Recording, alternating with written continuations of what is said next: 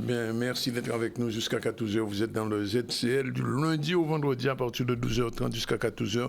Dans un instant, nous allons recevoir Rudy Tessier. Il est déjà là. Bien bonjour. Bien bonjour, Père Guadeloupe, bien bonjour, Dani. Rodrigo Solitude, directeur du CTIG, est prévu aussi, mais il n'est pas encore là, mais nous que la voix. Fernand Sonor, pour le vice-président de la Fédération du Carnaval de la Guadeloupe, est prévu aussi. Joël Damas sera là, avec Gladys Bliando. L'actualité, c'est l'hommage à Marie Scondé, parce que ça fait 10 ans qu'il disparaît. Donc, ses parents ont décidé et ses amis ont décidé de faire quelque chose. Ça s'appelle l'hommage à une écrivaine guadeloupéenne, une autrice. Et puis on va parler de la journée de l'anglais à l'université de Fouillol et amusement en santé avec Charlie Dagounia. Nous ils font tout à la médiathèque du Gauzier. Et puis après-midi du Carnaval dans l'Institut médico-éducatif de Ceiba. Voilà, c'est parti pour jusqu'à 14h. Et je vous l'ai dit, on reçoit Rudy Tessier. Rudy Tessier, il est secrétaire général de la CAPISBEG, mais il y a un dossier à Dardoud qui est très raide. Vous dites à qui prend ça?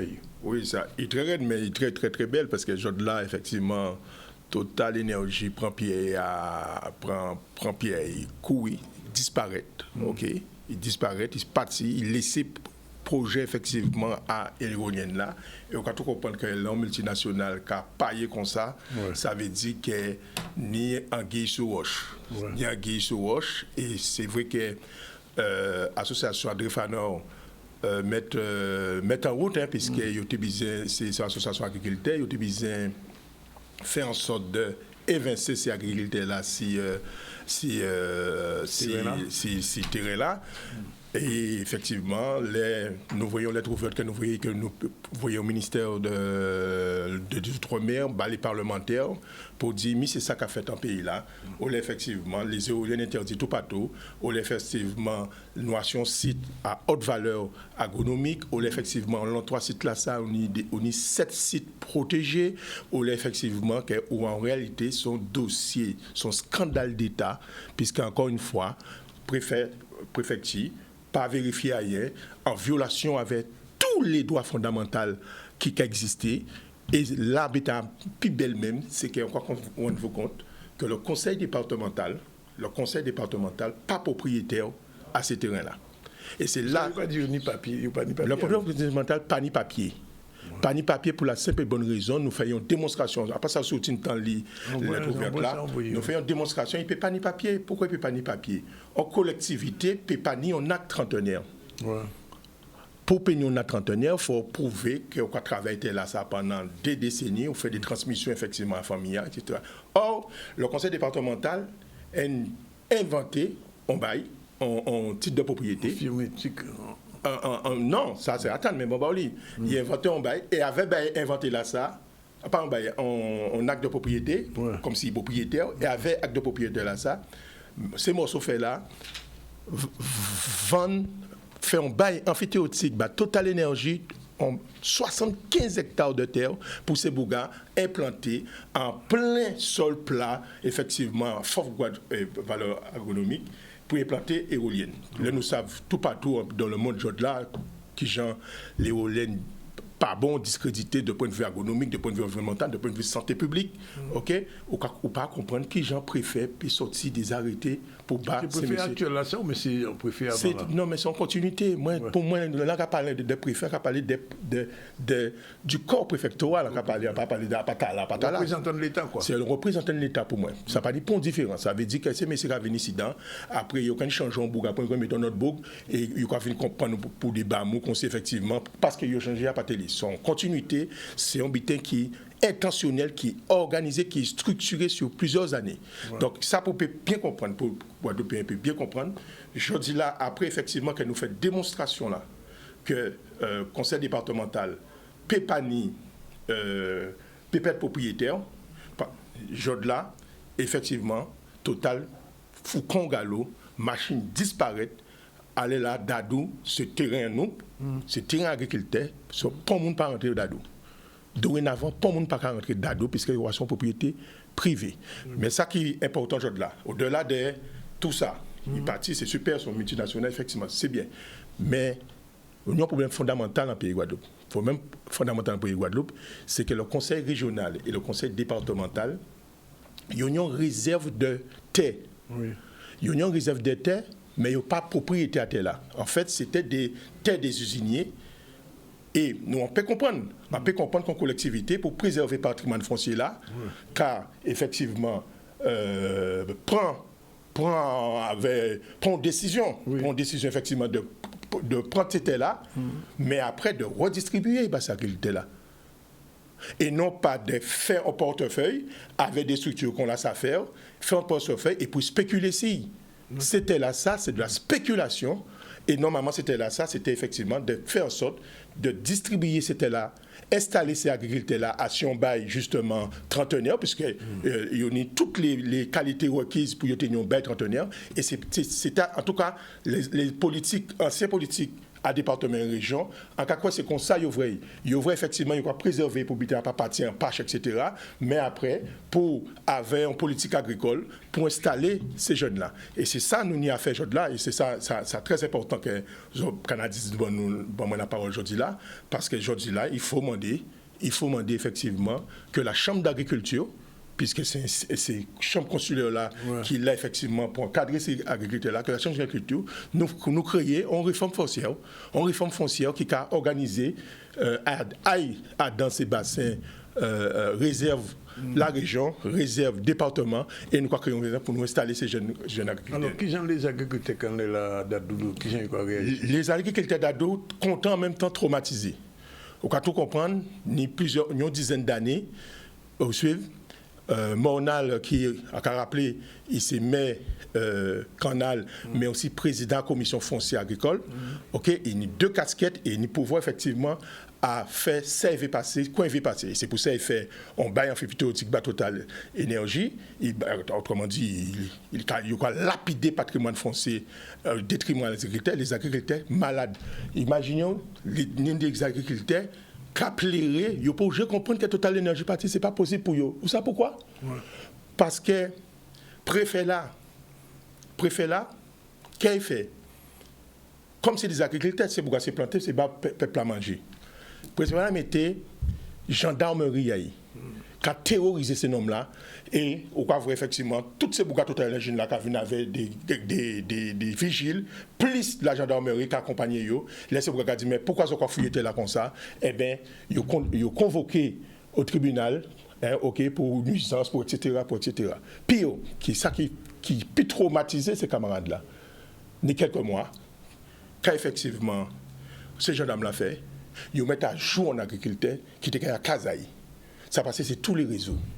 Donc autrement dit, c'est à un butin qui fait au hasard, son butin intentionnel, son machine de guerre qu'il a pour brailler toute initiative et pour faire tout agriculteur nous disparaître en pays Guadeloupe. Alors qui j'en quoi il sortit dans ça? Nous avons sorti nous avons gagné en première étape, c'est-à-dire que Total Énergie jeter l'éponge. Peigner éolienne encore. Non, c'est fini. C'est fini. Ouais. C'est fini. Total Énergie jeter l'éponge. OK? Et deuxième étape, c'est il faut des responsables. Ouais. Ah, désolé, ça ne peut pas faire en toute impunité comme ça. Parce que vous fouillez là, d'après l'image. Oui. Vous fouillez là, vous laissez, etc.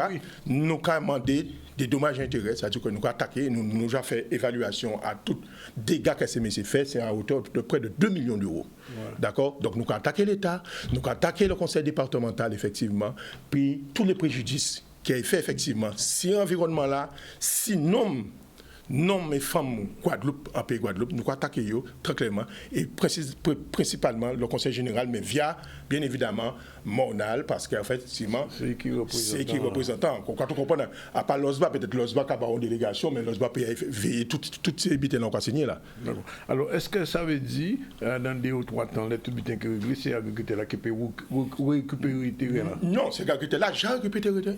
J'ai récupéré le terrain là. Là, encore là, d'Adou, ok, c'est monsieur tout tracté à yo, tout butin, c'est monsieur sorti là. Et nous avons interdit pour mon Total Énergie rentrer là. même ces gendarmes-là, ils n'ont pas qu'à rentrer sur une propriété privée ou pas qu'à rentrer, camarades. D'accord? Donc, là, c'est ça. Mais ça veut dire, c'est ça pour nous retenir.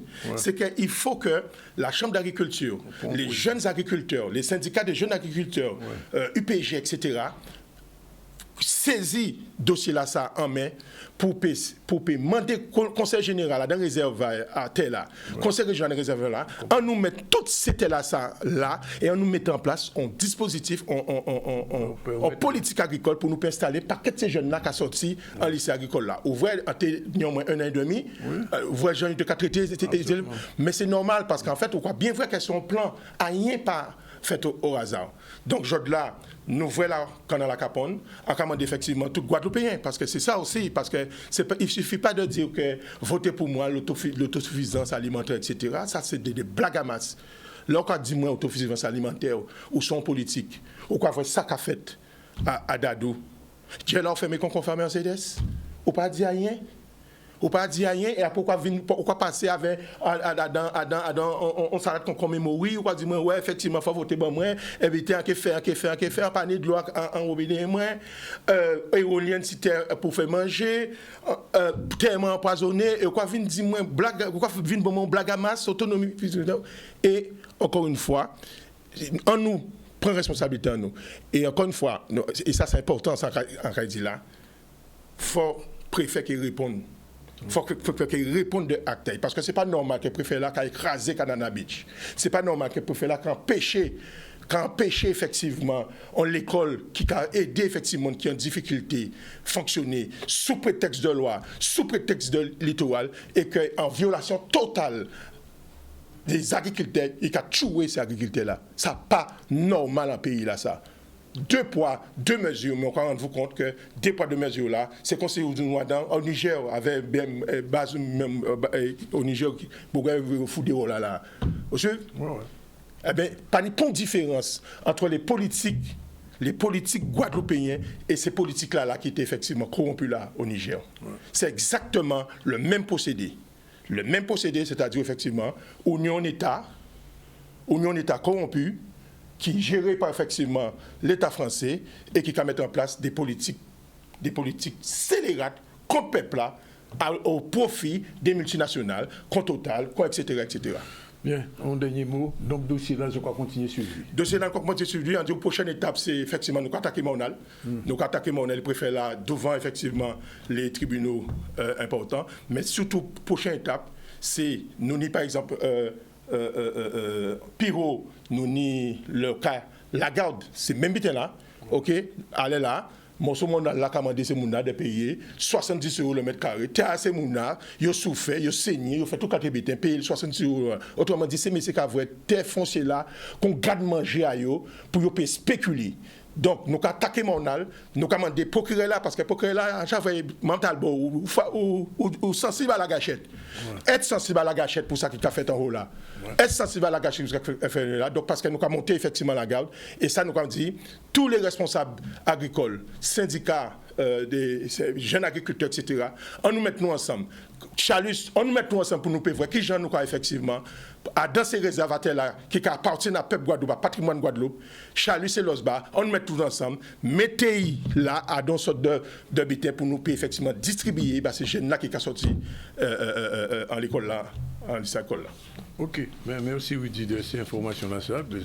Son dossier qui continue à suivre. On espère que effectivement les agriculteurs en région de la Sadadou, ils peuvent retrouver terre, ils continuer à travailler. Parce que c'est nécessaire, d'autant plus que le dernier point que dire, c'est que l'autre jour, on se voit des professeurs à l'école agricole, lycée agricole là.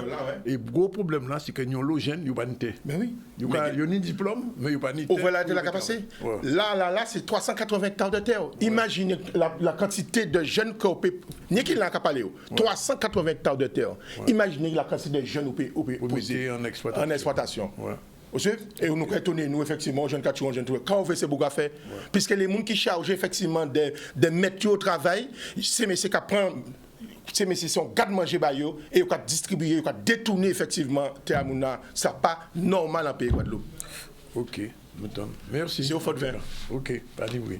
Bien, ben nous passons au petit point plus cool, puisque c'est carnaval quand même. Et quand vous ne pas carnaval, c'est un moyen de faire la Guadeloupe avancer du point de vue touristique aussi, puisque de plus en plus il y a des touristes qui viennent pour le carnaval guadeloupéen. Et l'autre jour, j'ai entendu une interview, une touriste qui disait, on lui a dit que le carnaval de la Guadeloupe, c'est le plus beau carnaval du monde. Et c'est pas menti. Et il y a beaucoup d'investissements. Alors, vous dites merci d'être là. Alors, comment ça va être le carnaval show qui va se faire ce dimanche?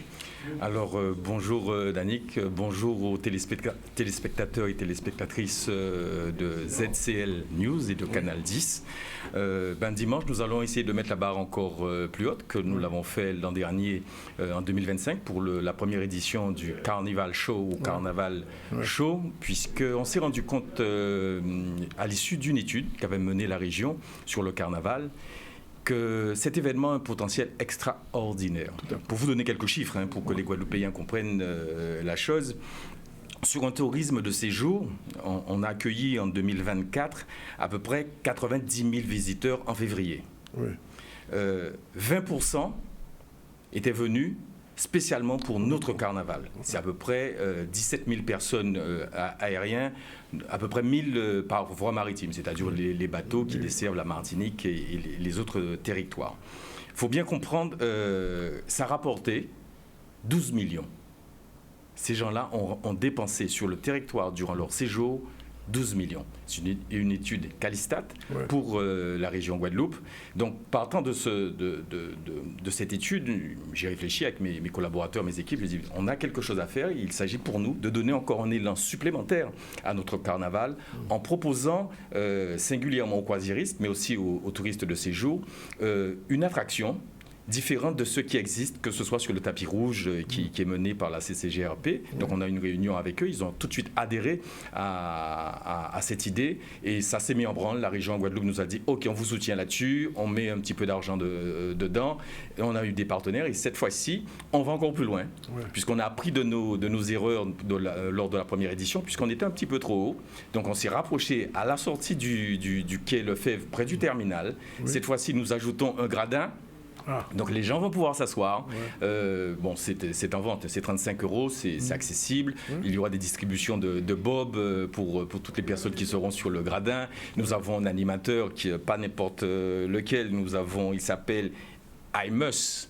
Apparemment, yes, il est bilingue, donc il va pouvoir parler aux touristes en anglais parce que le but c'est vraiment, ce qu'on propose, c'est un peu comme la traîne qui existe, vous savez, il y a Thibaut, un petit métropolitain qui danse, qui se déchaîne, qui se donne à fond. Eh bien, notre but, c'est de permettre à nos visiteurs, aux touristes, que ce soit de séjour ou de croisière, de venir sur le tapis bleu, puisque nous, ce sera un tapis bleu, pas un tapis rouge. Sur un bleu. Sur un tapis bleu, à venir se déhancher, se divertir avec les groupes. Et nous avons mis des prix pour les 3 premiers groupes, qui mettront le plus d'ambiance, qui feront une interactivité avec le public, à faire venir le public en bas, à danser. Donc ce sera très festif.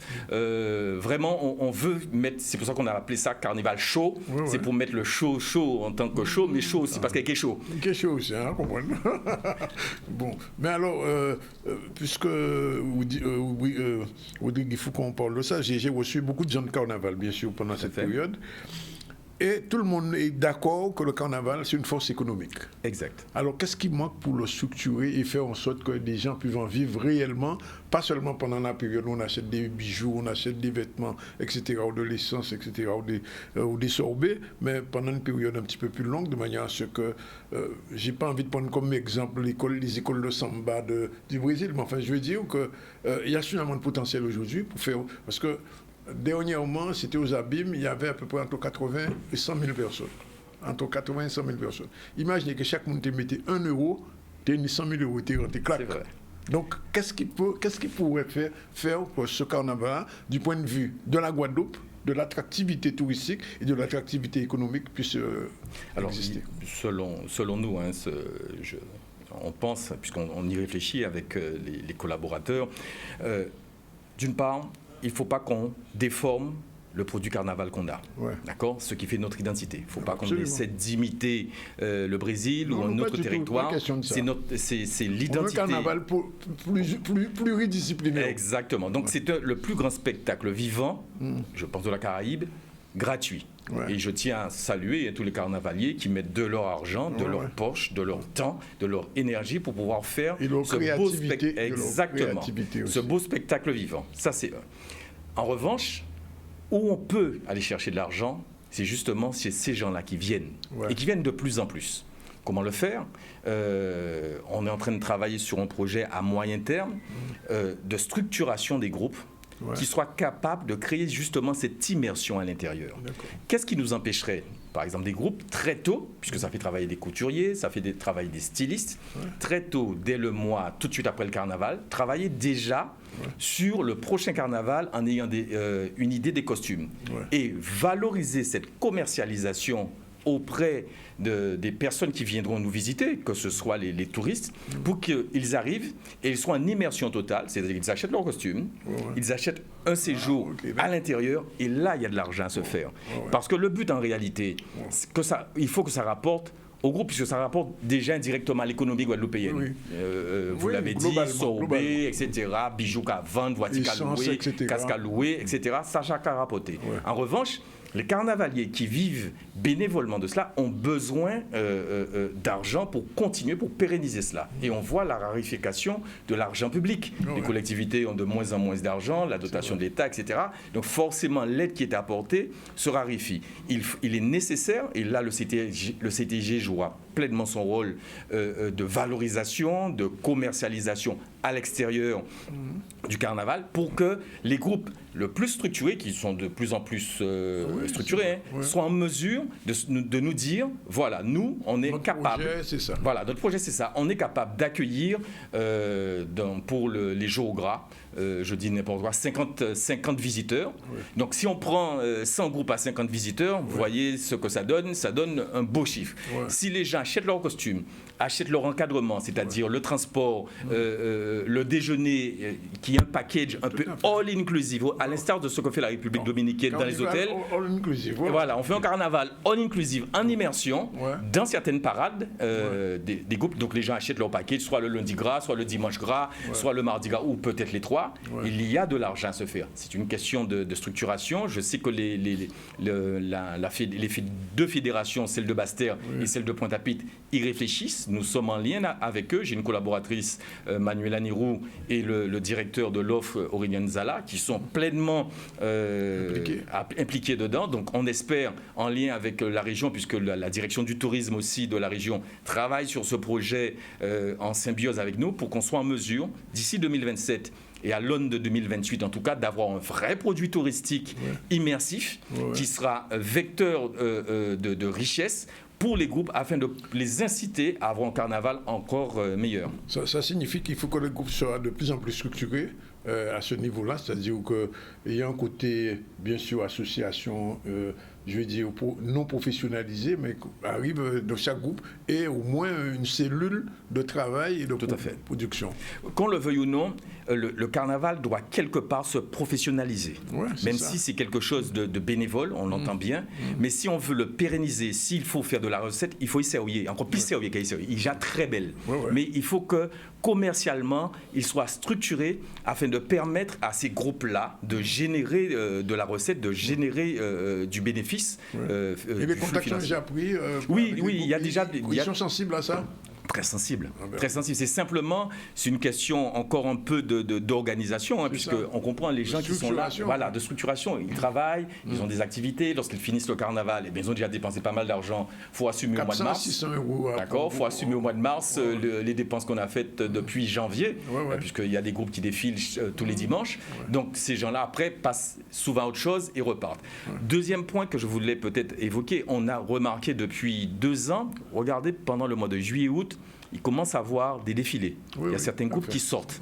Là aussi, on regarde avec un œil attentif ce qui se passe pour voir, là aussi, s'il n'y a pas quelque chose à faire afin de permettre à une autre clientèle, puisque ce n'est pas la même que celle qui vient, une autre clientèle de découvrir un pan ou de notre carnaval, en tout cas de ce côté festif du carnaval. Ça veut dire que le CTIG a un rôle de communication important aussi. Bien sûr, c'est notre rôle de vendre les îles de Guadeloupe sur les différents marchés cibles, que ce soit de l'Hexagone, de l'Europe, du Canada. Vous savez l'attachement qu'on porte à ce développement du marché canadien, de vendre ce carnaval, et on n'a pas à rougir. Il est le plus beau. Un carnaval de qualité, on n'arrête pas de le dire. Et là maintenant, ce qui est dit là maintenant sur la structuration, bonne chose. Bon, alors donc dimanche à partir de quelle heure? 9h dimanche?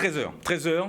Dimanche. Oui, 13h. De 13h à 20h. Qui le fait? Nous invitons les Guadeloupéens, bien sûr, même si c'est un produit d'abord pour donner de la vitrine à la destination, mais nos compatriotes sont invités à venir sur cette partie de la parade qui est à la fin, qui sera chaud. Combien de groupes sont invités? Tous les groupes passent. Ah, tous les groupes passent. Tous les groupes, hormis les groupes APRO qui arrivent à la fin, c'est un peu différent, mais tous les autres groupes, c'est en fin de circuit, donc tous les groupes passent. Et tous les groupes, ils essaient d'avoir le meilleur prix, le prix du show, le prix du tourisme, voilà. Ok, bon, rendez-vous et pour dimanche. Merci à vous, merci Danick, merci ZLC News. Continuation pour développer ce tourisme guadeloupéen.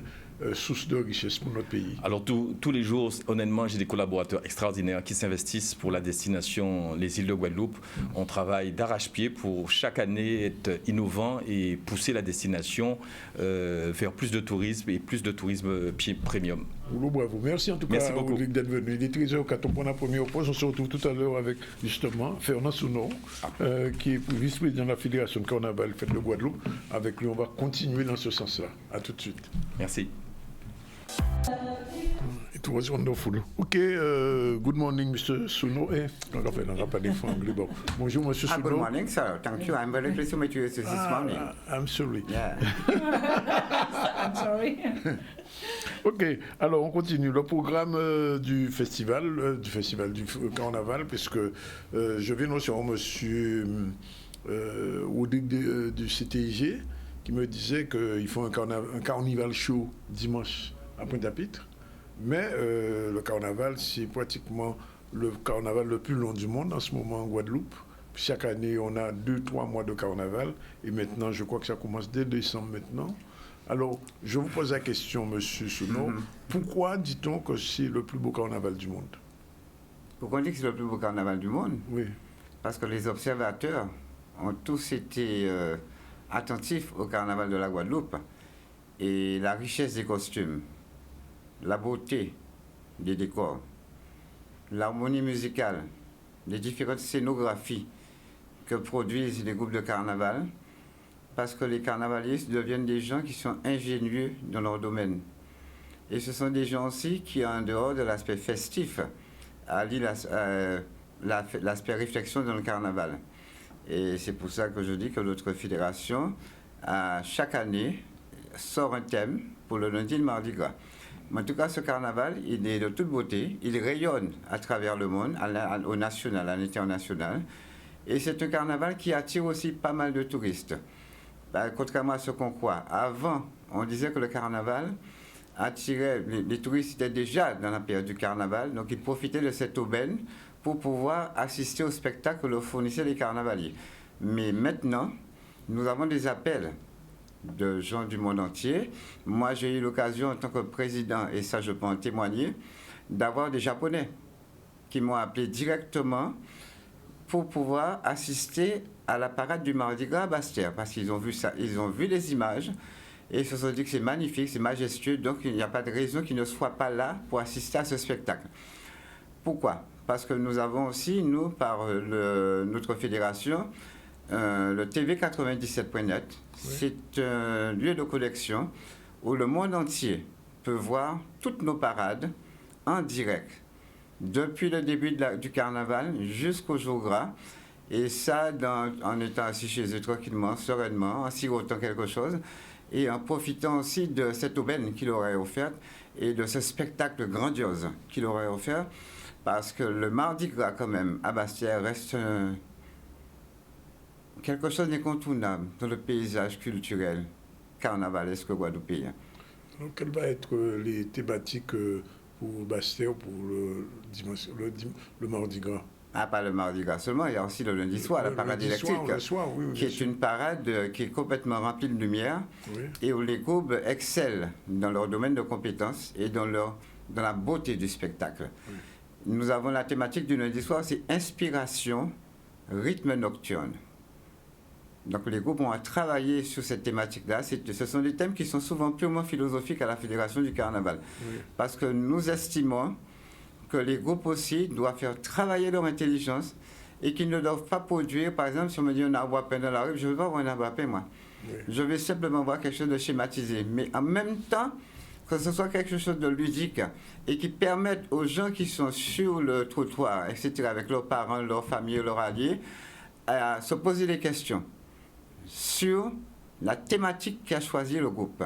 Parce qu'en dehors de la thématique principale, il y a aussi des sous-thématiques que proposent les groupes de carnaval.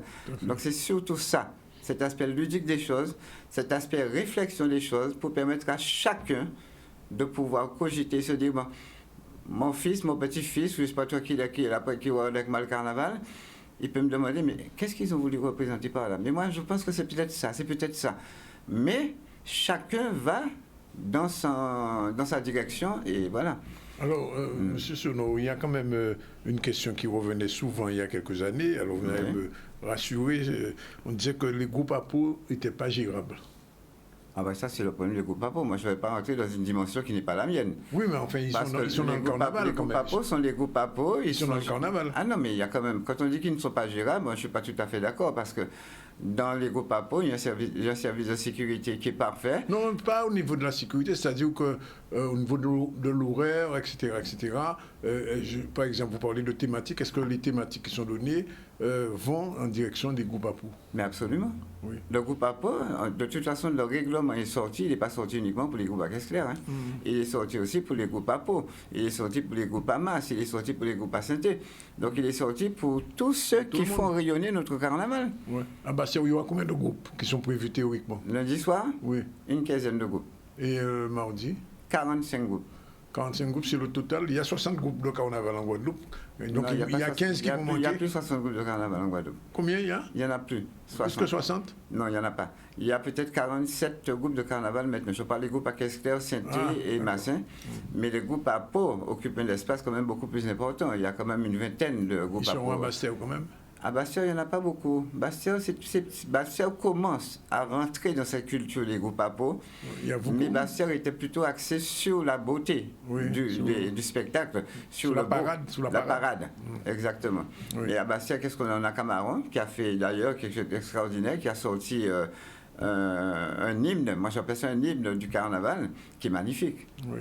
Qui est magnifique. Il y a Foukoum qui est là aussi. Il y a aussi Nek Chapé, qui est un groupe qui est de la région, qui est aussi. Ça veut dire que les groupes de Pointe-à-Pitre ne descendent pas à Bastia. Ah si, cette année, nous aurons l'opportunité d'avoir Vim à Bastia le lundi soir. Oui, Vim sera à Bastia le lundi soir. Pas à Kyo. À Kyo, ça viendra peut-être dans les années futures. C'est ce que je disais quand je disais pas gérable, c'était par rapport à ça. À Kyo, déjà venu à Bastia. Hein? Je sais. Ouais. Bon, alors, l'autre chose, c'est l'aspect économique du carnaval, c'est-à-dire qu'il y a des gradins maintenant. Combien de personnes peuvent avoir accès à ces gradins? Alors, l'histoire des gradins est extraordinaire. Hein? Et ça, je ne cesse de le répéter. Quand on a commencé à instaurer ce système de gradins à Bastia, sous la présidence de Mme Pierrette Kéro, que tu connais. Oui, bien sûr. Elle s'est fait incendier la porte. Oui. Comment peut-on faire payer pour le carnaval, alors que ces mêmes gens, j'ai fait 3 années le carnaval de Trinidad, et je peux en témoigner. Ces mêmes gens que je voyais en Guadeloupe, ne pas vouloir tirer de l'argent de leur poche pour pouvoir aider les carnavaliers, vont à Trinidad, prennent l'avion pour pouvoir et rentrent tranquillement à Savannah Park pour pouvoir assister aux manifestations du carnaval de Trinidad. Oui. Donc je crois qu'on doit d'abord privilégier son chez-soi avant d'aller privilégier celui de l'extérieur. Mais c'est quand même rentré dans les mœurs aujourd'hui que pour le gradin qu'on peut payer 35 €, je crois. Je te dirais qu'actuellement, là, les gradins sont vendus 40 € le mardi gras. Oui. Il n'y a plus de place. Il n'y a plus de place? C'est fini. Si on veut venir en prix, là. Au prix. Ça finit. Il n'y a plus de place. Les gradins ont été vendus en l'espace de 15 jours. Waouh! Ouais. Combien de places il y a à peu près en gradin? 416 places. Donc il n'y a pas suffisamment alors? il n'y en a pas suffisamment certes, mais il faut peut-être trouver les moyens d'en avoir d'autres. Et puis, ce n'est pas toujours évident pour nous non plus, pour petite fédération que nous sommes. Oui. Non, je voudrais peut-être avoir 1000 places en Grenade. On aimerait bien.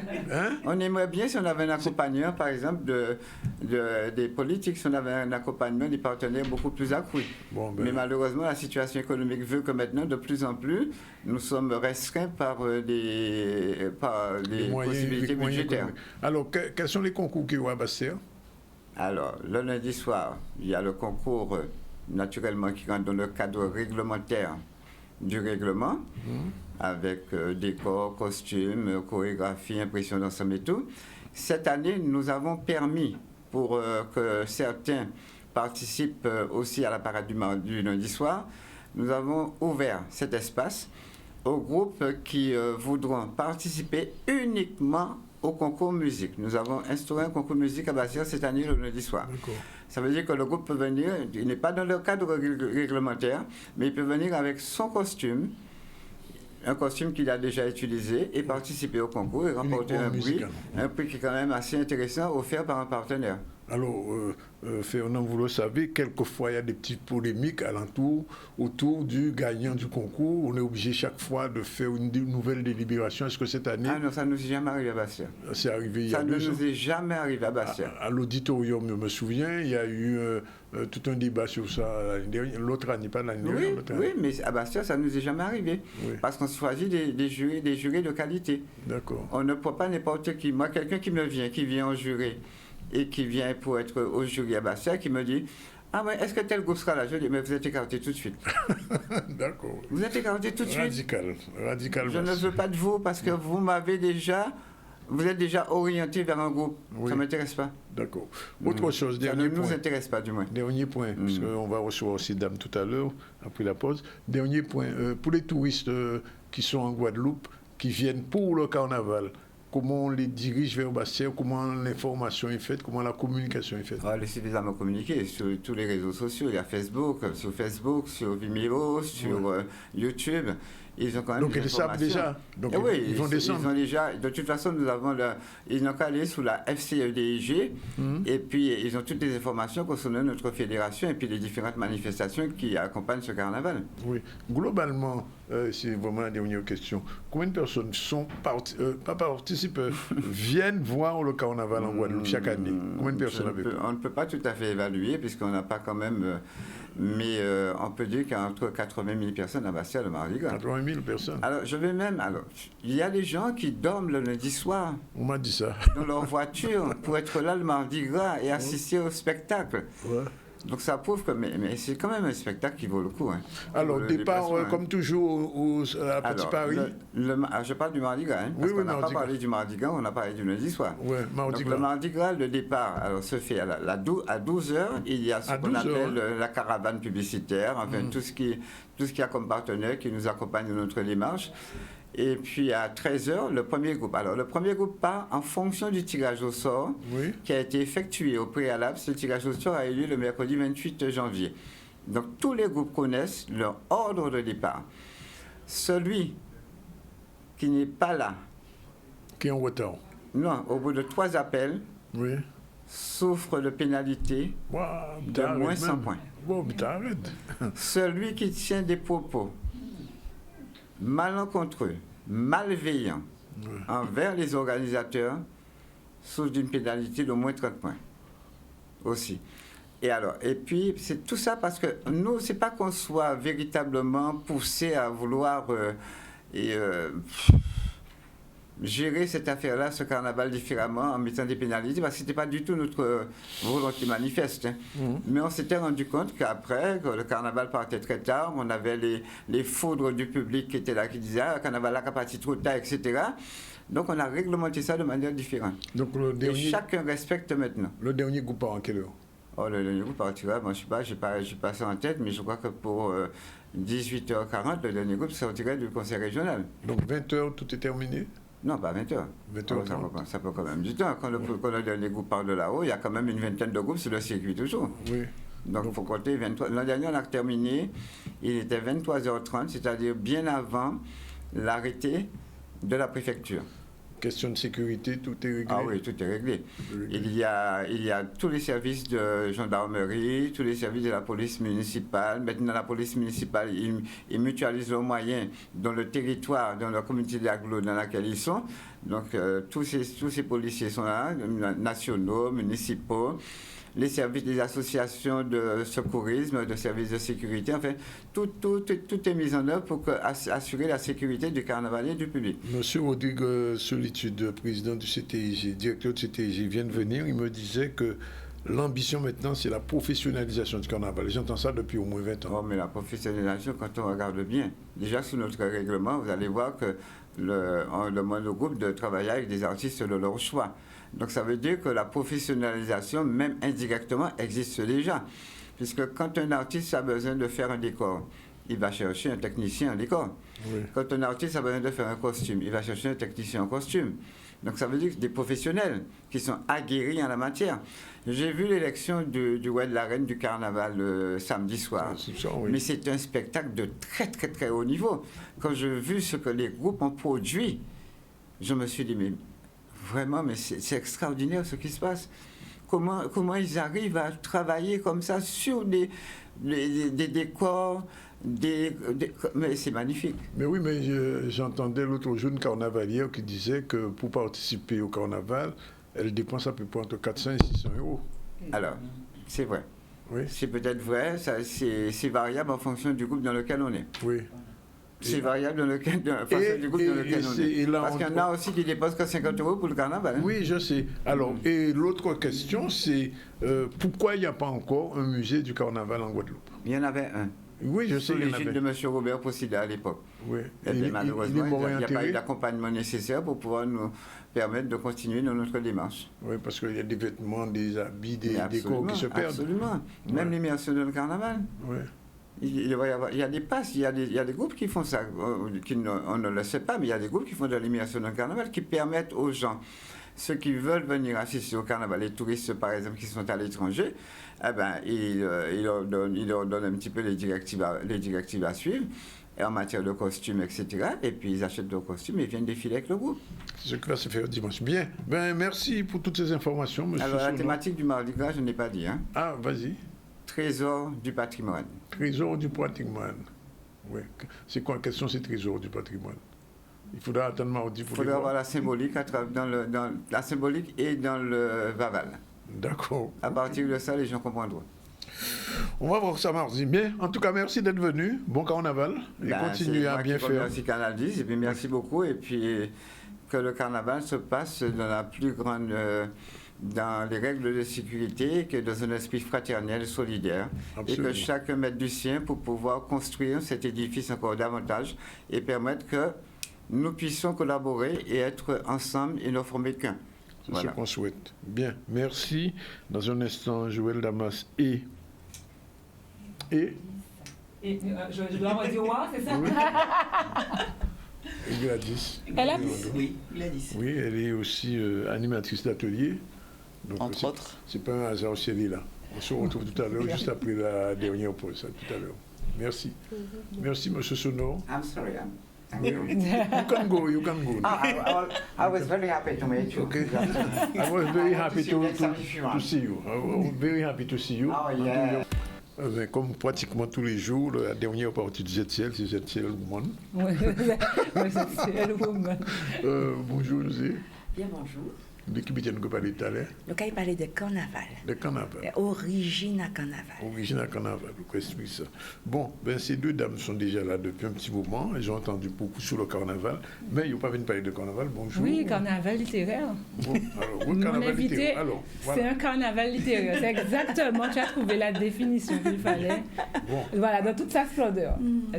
Voilà. Alors, avec Gladys, on va découvrir le carnaval littéraire. Oui, ça? Mais c'est pour moi, c'est ça, en fait, parce que c'est une célébration de l'écriture. Moi, c'est comme ça que je la vois. Oui. Elle et moi, on était dans un groupe WhatsApp depuis quelques temps, on ne savait même pas. Et on a été invités sur le plateau radio d'Ornella de Guadeloupe Première, qui a l'émission Kosakana. Oui. Où elle a voulu inviter un peu les personnes qui avaient marqué en fait son émission, et on s'est retrouvés là avec d'autres personnes, avec notamment Ingrid Deloire. Et en fait, elle est arrivée avec quelque chose qui m'a vraiment plu avec ça, qui est un journal de gratitude en fait. Et sur mes posts, j'arrêtais pas de parler de la gratitude. Tous ces jours-ci, je parlais de la gratitude. 90 jours en amour. En l'amour, bas de zèle, oui. Et en fait, c'est vraiment un journal dans lequel on écrit chaque jour, en fait, tout ça pourquoi on est reconnaissant, en fait. Ouais. Tout ça pourquoi. Alors, tu peux passer une journée pourrie, c'est ce que je dis aux personnes à chaque fois, mais assieds-toi 2 minutes pour juste écrire tout ce qui a été beau, ne serait-ce que te lever le matin, ne serait-ce que respirer, avoir à manger, ne pas te poser de questions de ce que tu vas manger, que tes enfants soient en santé, enfin, je donne des exemples comme ça. Mais il y a toujours quelque chose de positif, et c'est vrai que avoir comme ça un outil sous la main qui nous permet de relire quelquefois ce qui a été, on se dit, mais la vie la belle en fait. Et voilà en fait, donc ça c'est entre autres, parce que là, voilà, je vais la laisser se présenter, mais c'est vrai que ça m'a marqué parce que j'ai trouvé que c'était un outil extraordinaire. Voilà, je vais la laisser se présenter avec ses autres cordes. Donc Gladys, tu es welcome, bienvenue. Merci d'être avec nous. Merci. Alors j'ai dit tout à l'heure, animatrice d'atelier, vous avez répondu pas que. Pas que, oui, j'avoue, pas que. Avant tout, je suis enseignante. Oui. Dans le privé et en maternelle. C'est une part de ma vie d'ailleurs un volet que je vais bientôt refermer à la fin de cette année scolaire. Ah bon, pourquoi? Oh oui, parce qu'on passe à autre chose. Ah bon, vous quittez l'enseignement? Oui. On a besoin d'enseignants. Il n'y a pas suffisamment la relève va être assurée. Je laisse la place aux autres. Si vous dites ça. Mais oui, je n'en doute pas. Et donc, en fait, l'écriture, pas simplement parce que je suis enseignante, mais c'est surtout parce que je suis une amoureuse des mots. J'ai grandi au milieu des livres. Des mots M-O-T-S quand même. Hein? Bien sûr. Oui. Donc, j'ai grandi au milieu des livres. Je crois que j'écris... Alors, mon plus vieux souvenir, je crois que j'étais en CM1. J'ai toujours aimé écrire par plaisir et très vite, l'écriture est devenue une espèce de refuge parce qu'on me disait que j'étais trop bavarde, je saoulais facilement les gens et en plus on me disait ou emmerdant, mes questions dérangeaient. Donc c'était beaucoup plus facile pour moi de poser sur le papier tout ce qui me passait par la tête. Mes doutes, mes peurs, mes appréhensions, mes colères, mes chagrins, en fait, tout y passait. Donc l'écriture a très vite fait partie de ma vie et en réalité ne m'a jamais quittée. Et là où ça a pris vraiment une ampleur particulière dans le partage, on va dire, avec du public, c'est en 2020, lorsque j'ai découvert que j'avais un cancer du sein et que j'ai cherché un peu sur Instagram des pages de femmes qui passaient un peu par là et j'avoue, alors je ne dis pas qu'elles n'existaient pas, mais j'avoue que j'ai eu du mal à trouver beaucoup de pages d'afro-descendantes ou d'antillaises en fait qui partagent sur le sujet. Et je sais qu'on a un rapport à la maladie qui est assez particulier toujours en Guadeloupe. Il y a des choses qui sont un peu tabous. Et je me suis dit, tu cherches, fais ce que tu ne trouves pas. Et donc j'avais ma jeune page, Pipelette et Chieuse, mais pas que. C'est ça, elle dit, mais pas que. C'est écrit. Et j'y racontais en fait mon parcours, donc, mes chimios, mes séances de radiothérapie, enfin tout ce que je pouvais vivre, de positif ou de négatif. Il ne s'agissait pas d'édulcorer quoi que ce soit. Mais j'avoue aussi avoir découvert en moi une certaine résilience. Et l'un des exercices qui m'a vraiment aidé, c'est un exercice de coaching qui consistait à chaque jour écrire au moins 1 à 3 choses pour lesquelles, en fait, on dit merci. Et je vous avoue que quand vous avez passé la journée au lit, que vous avez dû ramper pour aller jusqu'aux toilettes, que vous n'arrivez plus à avaler quoi que ce soit, que la seule chose que vous arriviez à prendre, c'était peut-être de l'eau de coco, mais que finalement, même ça passe plus, que vous lisez de l'impuissance dans le regard de vos enfants. Et c'est compliqué de trouver, de se dire, je vais quand même écrire quelque chose. Et c'est un pari que j'ai quand même réussi et je me suis dit, waouh. Ça a pris combien de temps? Pour Pour le moment, enfin jusqu'à la rémission, comme on dit. Ah, alors, quand j'ai commencé mon parcours, j'ai découvert mon cancer en juillet, le 26 juillet, 2 semaines après mon anniversaire. Et je suis en rémission et je suis sous hormonothérapie, donc je ne considère pas mon parcours comme terminé. Ah, d'accord. Je suis juste en rémission depuis 2021, mais toujours sous traitement quelque part et aussi avec les effets secondaires du traitement. Donc je ne peux pas, je suis dans l'après-cancer sans être dans je suis dans l'après-maladie sans être dans l'après-cancer. Vous n'êtes pas devenu Amazon? Je suis Amazon. Ah, vous êtes Amazon? Oui. Ah. Oui. oui, je suis non, une parce Amazon. que souvent, ça c'est autre chose, souvent quand Joël reçoit des femmes, parce que là on reçoit beaucoup ici régulièrement, on arrive toujours à la même conclusion, l'écriture c'est une thérapie. Oui, tout à fait. Pour toi. C'est exactement ça. Et d'ailleurs, depuis que je vais mieux, c'est aussi un exercice que je partage, soit avec mes amasseurs, ou soit, alors un peu moins depuis que j'ai repris le travail, mais j'ai commencé en fait à Pita, dans le service du docteur Colin, qui m'a proposé de passer de patiente à intervenante, puisqu'ils ont un service justement qui accueille des patients. Donc le matin, on voit des professionnels de santé, et l'après-midi, on a droit à un atelier. Et c'est comme ça, en fait, que j'ai commencé les ateliers d'écriture. Non, je ne vais pas parler de coaching. Vraiment des ateliers d'écriture thérapeutique pour des patients atteints de cancer ou en rémission d'un cancer. Et ça fonctionne. Alors, de tous les retours que j'ai eus pour les participants, oui, ça fonctionne. C'est une expérience d'un point de vue personnel qui, au début, m'a beaucoup bousculée. Parce que je me suis rendu compte que même quand on ne le veut pas, ou même quand on veut prendre certaines précautions, on peut faire remonter chez les participants des choses auxquelles ils n'auraient peut-être pas pensé. Agréable, Voilà. Donc depuis, je me forme. Je suis secouriste en santé mentale. Et j'essaie de suivre des formations justement pour accompagner mes participants quand il y a des émotions trop fortes qui remontent. J'ai encore eu un atelier samedi avec des jeunes cette fois-ci, où pour un jeune, il a quitté l'atelier à un moment un peu en larmes. Donc c'est vrai que ça peut remuer beaucoup de choses, mais au final, on en sort toujours grandi et affermi. Donc ça veut dire que les ateliers vont continuer et qu'il y a des projets en cours? Exactement. Oui, il y a pas mal de projets en cours. Il y a pas mal de projets en cours. Alors j'ai commencé aussi, je suis une amoureuse des mots, je suis une amoureuse des mots en français, mais surtout une amoureuse des mots en créole. On va pas parler de chiche. On va parler tout à l'heure de chiche.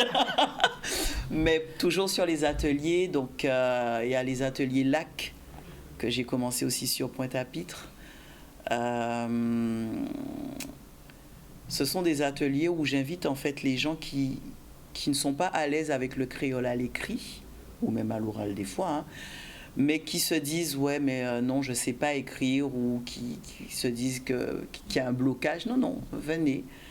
Donc oh là là, c'est à la rue Achille René Boisneuf, à The Factory. Merci.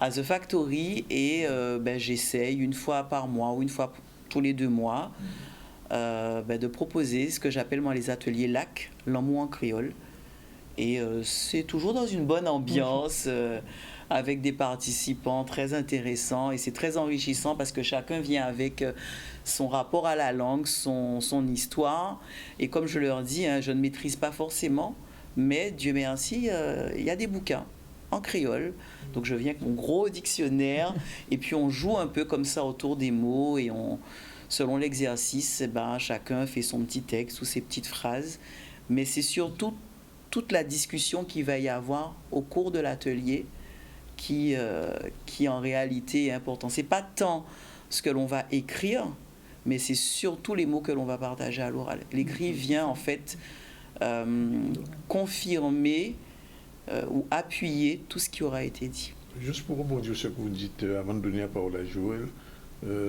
j'ai une autre chroniqueuse qui fait une chronique ici, et l'autre jour elle me disait que l'amour en créole c'est pas toujours évident. Ben justement, c'est le bon. C'est pas tellement évident parce que, alors, le créole pour nous est encore tabou, même en 2026, malgré toutes les avancées, et c'est tant mieux, et je vois que ça bouge vraiment.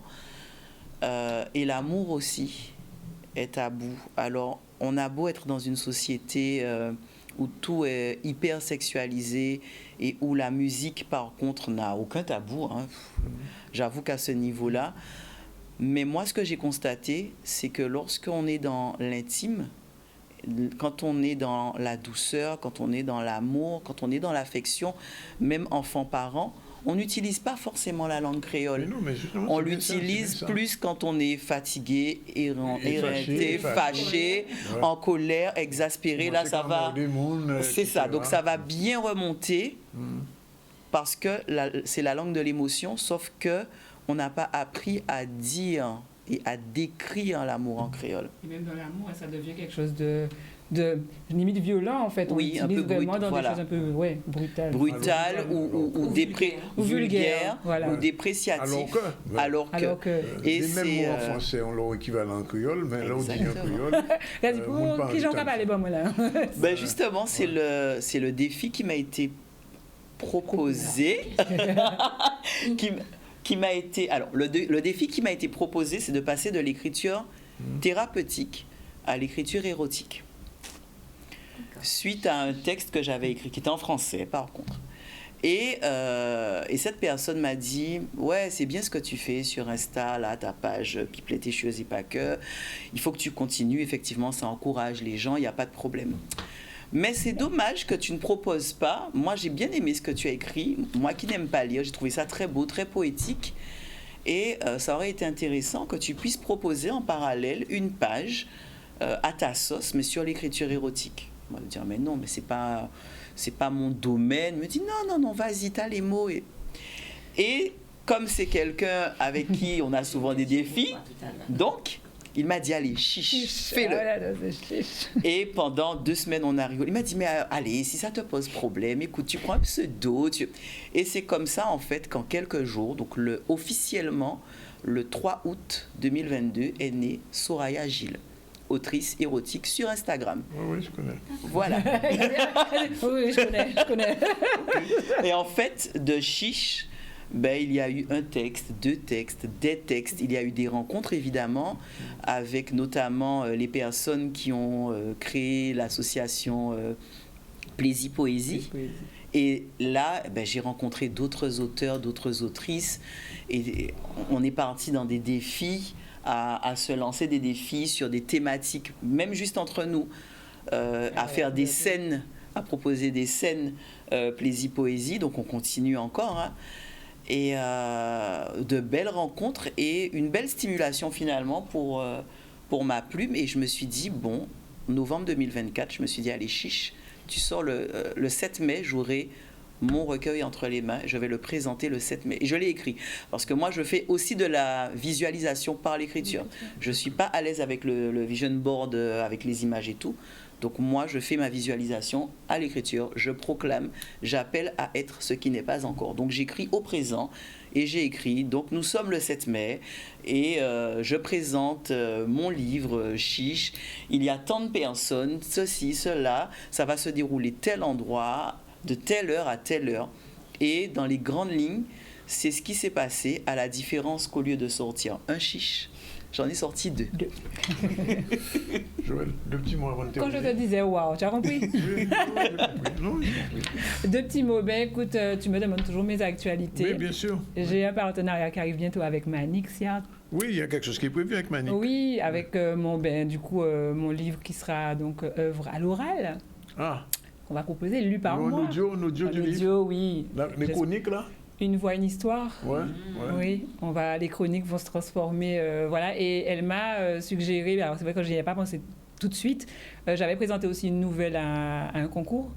C'était Transformation, c'était Forme C, c'était le concours Forme C Châtaigne. Et en fait, elle m'a dit, mais la nouvelle, elle est juste hilarante, c'est bien présenté, donc pourquoi pas. Donc je me lance. Bon, voilà. À suivre et à entendre. Ok, merci en tout cas pour ça. Je souhaiterais bien trouver un chicha à Lyon un Attends, petit j'avais jour. juste une question pour vous. Ah oui, oui. Oui. Alors, tu parles d'ateliers érotiques en créole. Alors, non, d'ateliers en créole, pas forcément érotique. D'accord, Il peut ok. y en avoir également Oui, parce qu'en sur fait, l'écriture érotique. L'écriture érotique. Alors, moi, ma question, c'est que on est très limité par les mots qui sont à notre disposition. Et ce qui m'agace passablement, c'est qu'on créolise des mots français et on se dit c'est du créole. Alors, ça m'agace vraiment. Donc, comment vous passez? Est-ce que vous passez par des images? Est-ce que vous créez des métaphores? Est-ce que vous créez des projections? Alors forcément, la langue créole est une langue que moi je trouve très très imagée et beaucoup plus riche qu'on ne le pense. Ah oui. Après, comme j'ai dit, hein, j'apprends. D'accord? Il a fallu que j'aille à l'université pour pouvoir vraiment rentrer dans cette langue. Parce que, enfant, j'ai grandi avec cette idée qu'il fallait pas la parler, Oui, cette langue. mais toi, dans tes Par ateliers, tu contre, proposes dans mes quoi? ateliers, je me documente, j'ai des livres, j'ai de la documentation. Et j'ai quelques néologismes aussi. Oui, j'en ai pas beaucoup, mais j'ose quelques néologismes. Mais après, en fait, j'associe énormément la sexualité et la nourriture, la sexualité et la gourmandise. Donc forcément, on a du vocabulaire. En créole, on en a. Tu n'avais pas bien dit en créole, en ramangeant en femme. Aussi. Mais on peut le dire aussi de façon beaucoup plus poétique. Alors, il y a des textes qui vont être directs. Le défi aussi pour moi était de faire en sorte de ne pas être vulgaire. Voilà, c'est ça. Tout en étant des fois cru, hein, il faut appeler un chat, mais de mettre vraiment beaucoup de sucre et de miel, c'est ce que j'aime dire. Voilà, c'est un bon mot aussi. Faut pas là les écouter les automnes il faut y rentrer en entrailles, il faut sentir que c'est Prochain atelier, je me suis là. Voilà. avec plaisir. Joseph, Avec vous avez parlé de plaisir. carnaval? Carnaval. Générique à Joseph, oui.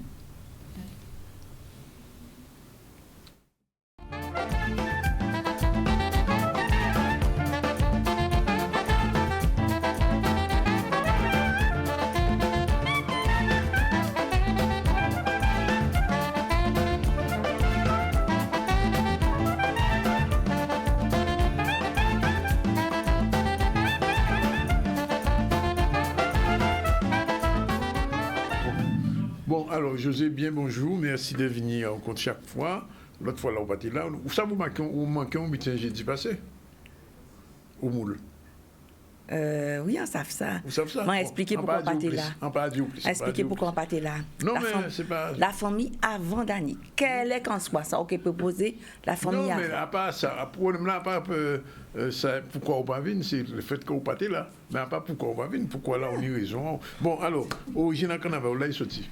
Alors, carnaval, ces jours-ci, il y a eu beaucoup de choses qui sont sorties sur le carnaval de Guadeloupe à partir de la période post-esclavagiste. Par contre, le carnaval tel qu'il est arrivé avec les colons, on ne s'est pas posé beaucoup de questions. Donc, je suis remontée à là et voir ce que les colons nous ont emmené, comment ça a été forgé. Donc, le carnaval n'a pas été forgé en une fois. Il s'est amalgamé avec plusieurs pratiques qui peuvent remonter dès l'Antiquité romaine. Oui. Donc, origine du carnaval. Oui, au-delà, mais tu vas voir tout à l'heure, j'en parle. Donc, les origines du carnaval se retrouvent dans ces fêtes saturnales où on fêtait Saturne. Voilà. Donc, avec un élément fort, inversion des rôles et élection de faux rois, qui étaient deux éléments majeurs de ce mouvement festif. Donc, éléments qu'on va voir qui, malgré l'évolution, va quand même rester tout au long jusqu'aujourd'hui dans cette festivité du carnaval. Donc, les personnes à l'époque réduites en esclavage étaient libres de parler à leur guise en se faisant servir par leur maître. Ces festivités étaient accompagnées d'un grand repas pantagruélique. Et parce que le carnaval précédait le carême et on épuisait son garde-manger, on épuisait tout ce qui pouvait être mangé de peur que ça ne s'abîme. Il n'y avait pas de moyens de conservation à l'époque. Donc, les jours gras, voilà. Donc ensuite, c'est une fête, le carnaval est une fête qui est corrélée à la religion catholique.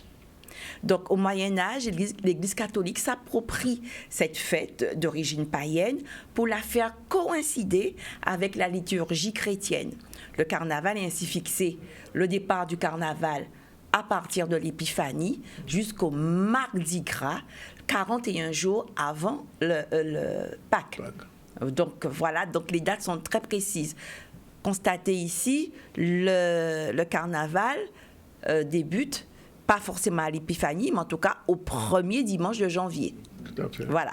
Donc même si ça ne coïncide pas à l'Épiphanie, mais il y a quand même une focale qui reste pertinente.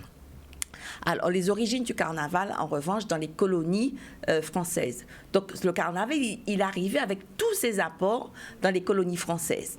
Et il fut introduit au XVIIe siècle par les colons, qui, avant justement le carême, avant les restrictions et les privations du carême, ma foi, faisait bombance.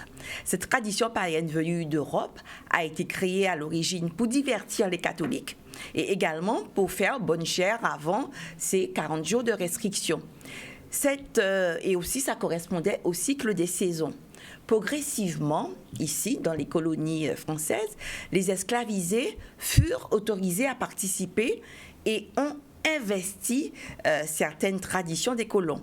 Ils pouvaient ainsi se moquer de leurs maîtres sans conséquence. Au début de la période post-esclavagiste dans les îles, les esclavisés n'étaient pas autorisés à participer aux réjouissances carnavalesques. Ils pouvaient simplement regarder de loin. Regarder de loin les colons qui s'amusaient, qui fêtaient, qui se déguisaient, alcool et nourriture coulant à flot, pendant que les serviteurs, eux, observaient.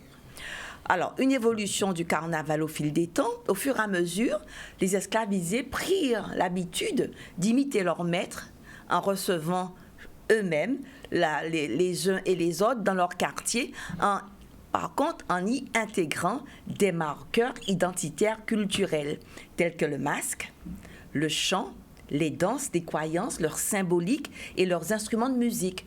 Donc, j'ai envie de dire, c'est aussi un acte de résistance, parce qu'on leur impose une festivité, de fêter quelque chose qui ne leur appartient pas forcément. Ils n'ont pas forcément le choix à cette époque. Par contre, ils la fêtent et ils se disent, on va y introduire ce qui nous appartient. Donc dès là, cette festivité du carnaval commence à prendre le sens d'une revendication identitaire. Donc ça remonte à vraiment très loin ce que nous voyons aujourd'hui dans les rues.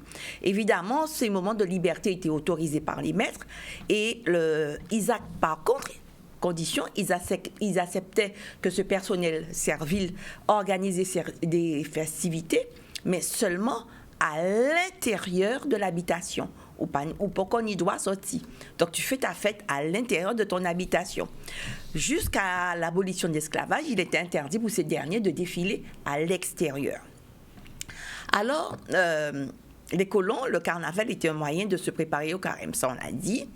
Par contre, pour les esclavisés, ça a été un moyen de se réapproprier et de transmettre leurs coutumes sans contrainte. Leurs coutumes et toutes les choses, les symboliques qui faisaient passer à l'intérieur de ce carnaval. Donc j'ai encore envie de dire que c'est encore un acte de résistance. Dès au XVIIIe siècle, le carnaval va subir une série d'interdictions, plus d'annulations, plus de remises en forme, et ce jusqu'au moment de l'abolition de l'esclavage, où il est entièrement et définitivement reconnu. Les anciens esclaves avaient enfin la liberté et ils défilaient à ce moment-là, plus dans les habitations, mais dans les rues. Donc là, les messages passaient, les satires passaient. Et c'est en 1898 que la décision de fixer des jours de congé pour le carnaval est prise de façon définitive. Donc dimanche gras, lundi gras et mardi gras. Voilà.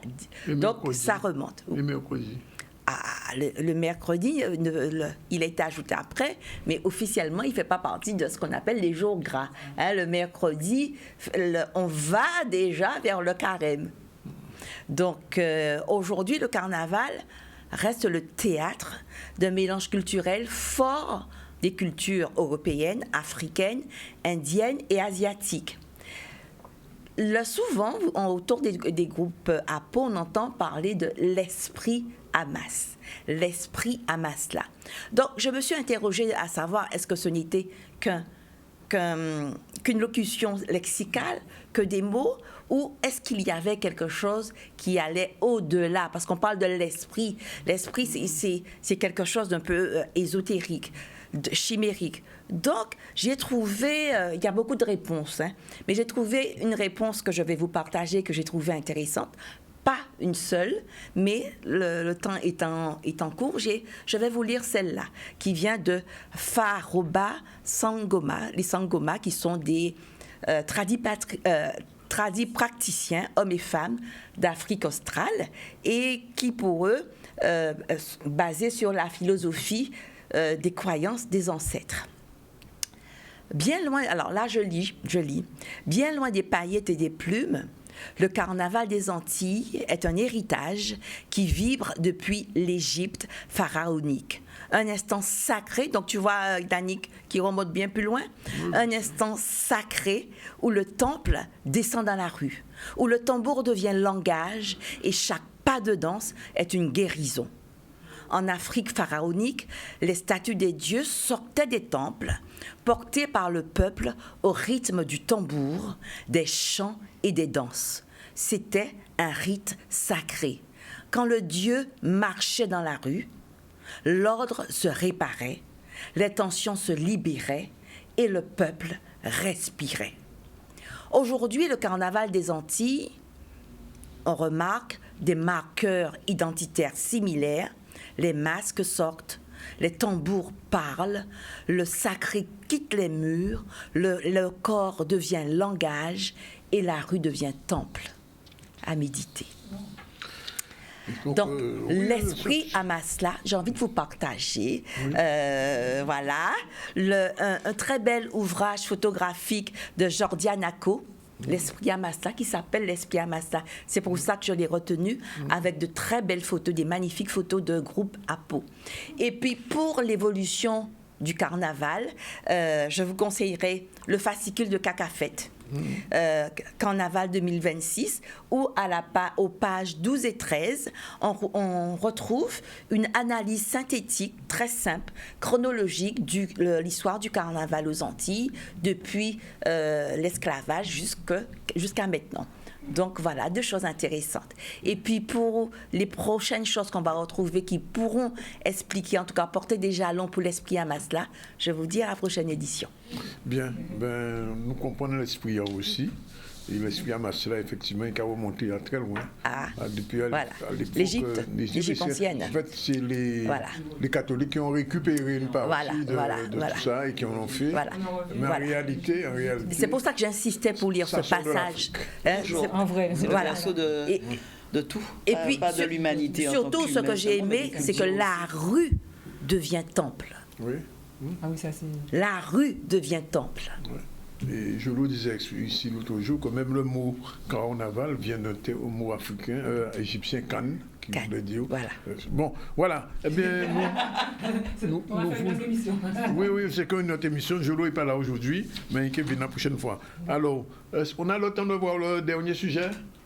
Oui, carnaval lecture à la médiathèque du Gosier, justement, ça tombe bien. C'est un reportage de Solène Feb, c'est parti. Ce matin, c'est une journée particulière, puisque nous avons, avec Carnaval Lecture, souhaité faire entrer la fête dans un lieu de savoir, pour indiquer justement qu'on peut s'amuser tout en apprenant aussi de manière ludique. C'est vraiment l'idée de ce concept Carnaval Lecture. Donc c'est un carnaval à lire, à écouter, à entendre, à créer. Et puis, bien sûr, un atelier avec la sonorité rythme du gros cas avec un de nos collègues, M. Molia, qui a voulu gracieusement nous donner de son temps. J'aime bien venir à la médiathèque avec elle et comme on est mercredi, donc c'est l'occasion de proposer une autre activité pour les enfants du Gosier, peut-être d'autres communes. Notamment, je pense que c'est intéressant de pouvoir découvrir la culture, voilà. la culture du lieu et puis peut-être aussi comprendre l'histoire. Je ne sais pas s'il y a eu ce côté-là. Et je crois qu'il y a aussi une activité autour de la musique. Donc ça, c'est très bien. Donc pour ce jeune âge, je trouve que c'est bien de pouvoir diversifier les activités. Lorsqu'on est en médiathèque, tous les prétextes sont bons puisque je l'ai dit, hein, c'est un lieu du savoir. Donc on va prendre une thématique qui parle à tout le monde, en plus, qui plus est le carnaval, et amener tout doucement, de manière ludique, les enfants à aborder cette thématique et à découvrir un peu ce qui se passe autour d'eux, tout en s'amusant. Pour ma part, ma fille elle est demandeuse et ils aiment bien participer, faire comme les grands. Donc c'est une bonne chose. Donc, et puis pour elle, je veux voir un petit peu ses progrès au niveau du coloriage. C'est une bonne chose.